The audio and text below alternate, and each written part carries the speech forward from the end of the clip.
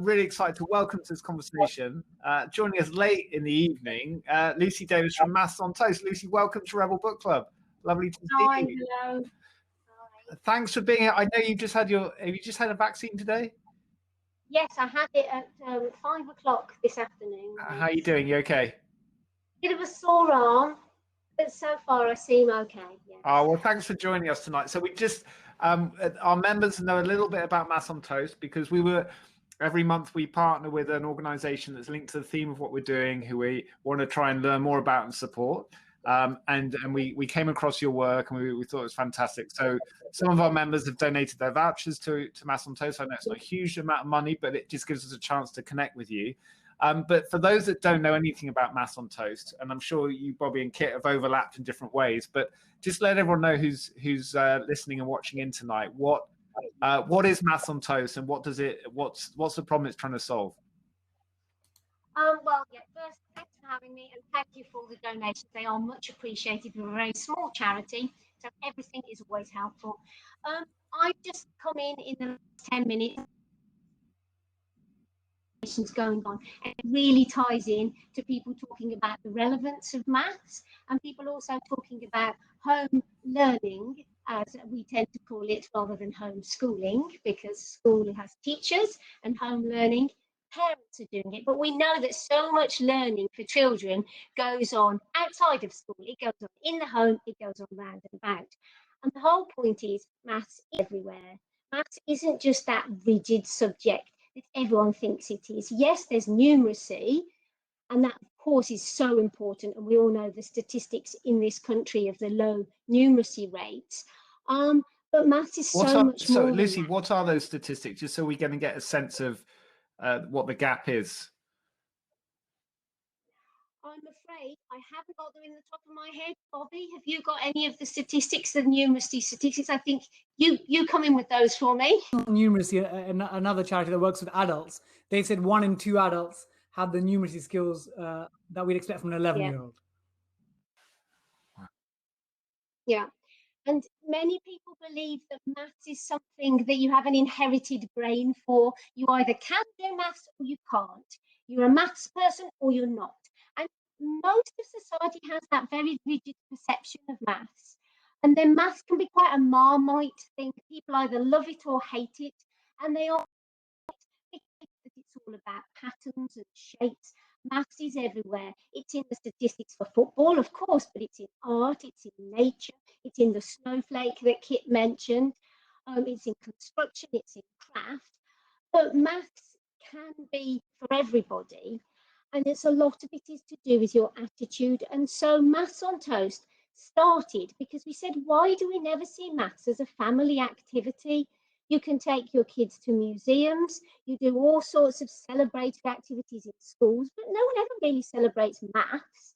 So why don't we have maths as a family activity? And why don't we really emphasize the playfulness of maths? Because it's rarely seen as playful. Many adults' experience of maths at school, if they didn't like it, was pressured performance maths. Give me the answer quick fire answer. We know that if you give kids and adults time to explore maths and mathematical concepts, they will see that there's so much more. So the whole point of Maths on Toast is that we're a family maths charity. We have maths activities for the whole family. They show that maths is everywhere. As I said, shapes, construction, structures, we do origami, folding, we do number activities, games, puzzles. It's everywhere and it's for everyone. And why is that important? Because if you have fun with maths, if you play with maths, if you take time to explore it and be creative with it, then you learn that, oh, I can do this. And we get so many kids saying, oh, is this maths? I like maths now. I like this kind of maths.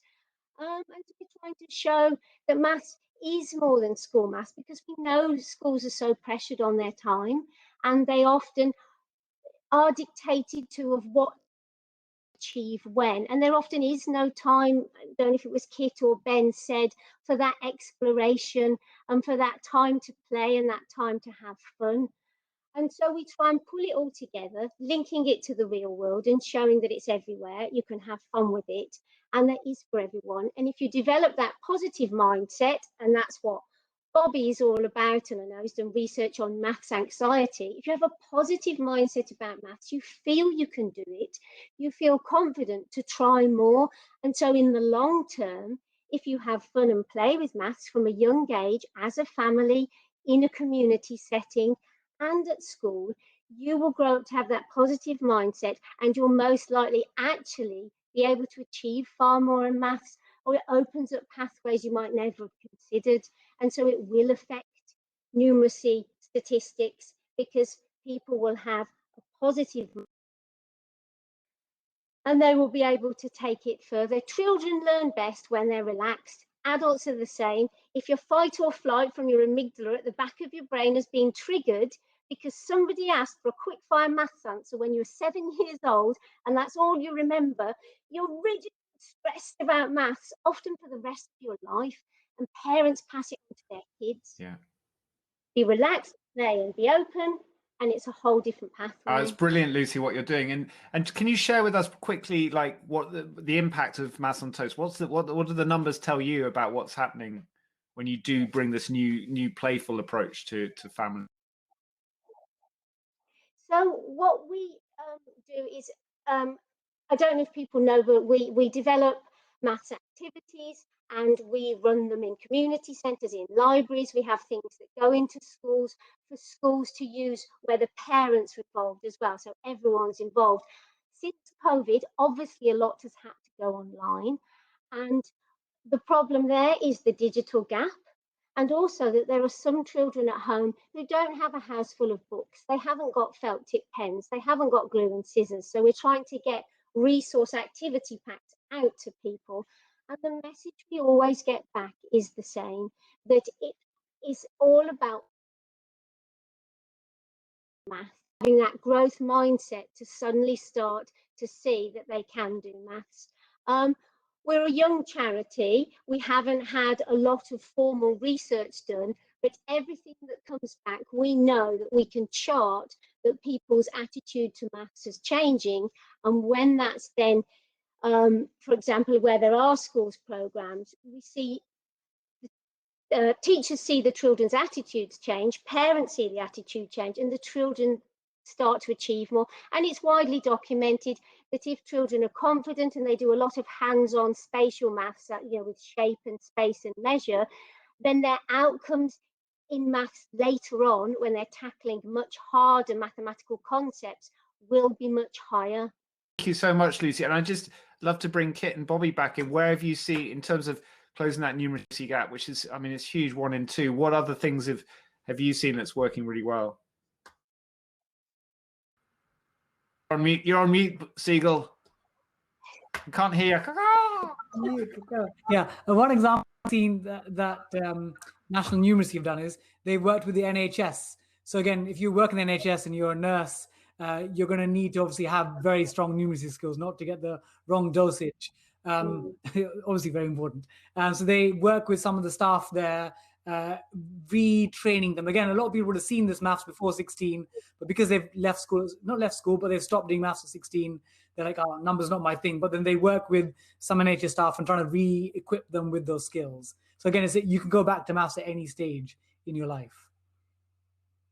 I think, yeah, similarly, I wanted to get a plug in for Maths World UK, which have worked a bit with Maths on Toast in the past, I think, which is like the project to try and get a maths museum in the UK, to just have a place where people can come and just play with maths and just play with toys, get hands-on experience. It's all about the hands-on, doing fun, exciting things. So to echo what Lucy's saying, yeah, so I'm a trustee and director of Maths World UK, and I really think it can make a huge difference to know that there's this home for mathematics in the UK. We've got museums for all sorts of other stuff. Maths is the subject which is done by most students at A-level. It's the most popular A-level subject, and yet we don't have a home for maths in the UK. And so it would be great to get people coming to maths and saying, you know what, maths is actually really fun. I really enjoyed my day out at this place. And yeah, so I hope that just like what Maths on Toast is doing, we can encourage people to get involved and to reach communities that traditionally might not have been reached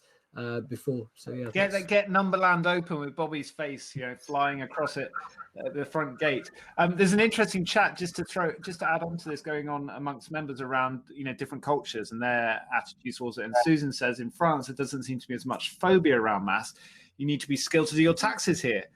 So maybe it's like, well, if you're going to survive in this country, you've got to be good at it from the start. So there's something about making it real, like early on in life as well. But can I quickly just give one example of that? So my parents are from India and Kerala. And if you look at my family in Britain, when we've done well in school, in maths in primary school, the teachers often say, Mr. Seagull, your son is really gifted. And my dad no, he's not gifted, he works hard. Whereas in India, the same conversation, my cousins who do well, the teacher says to my uncles, they say, what extra tuition are doing? What textbooks are you using? So in England, we assume that people are good at maths when they're young. There's a gift.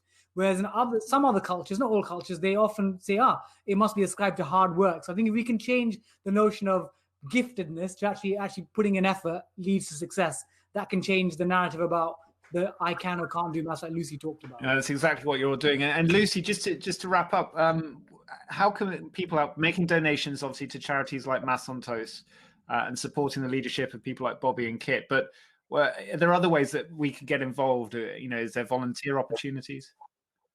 So with Maths on Toast, I think there's three things I'd say. One is go to the website and try the activities. You'll enjoy them as adults, even if you haven't got any kids. There's a great one where I'm sure Bobby and Kit all know it. We use toothpicks and midget gems, and you have to construct a structure to hold a 1 kilogram bag of sugar. And of course, triangles are key because triangles are better than squares. And there's the mathematics of shape and structure.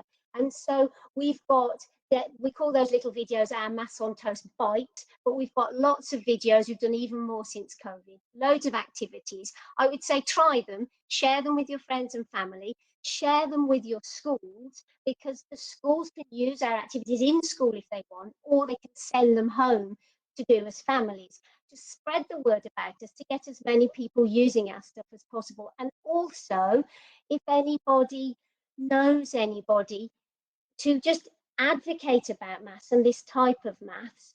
And of course, I will say, as a small charity, if anybody does know anyone who they think would be interested in funding these type of activities, our big push at the moment, and always has been as a charity, is reaching the kind of people who wouldn't find us anyway.